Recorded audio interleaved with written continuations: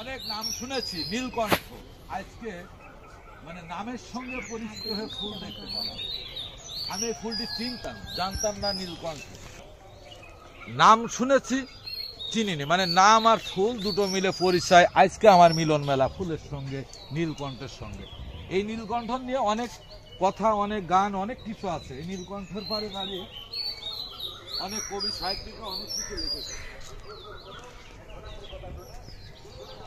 কিন্তু নীলকণ্ঠ, এই নীলের জন্যই সম্ভবত নামটা হয় নীলকণ্ঠ।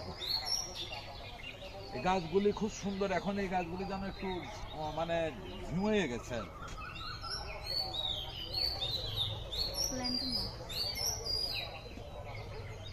আর এটা ল্যান্থো না, ঠিক ল্যাম্পোর মতো নেকাজ ফাকাজ করে।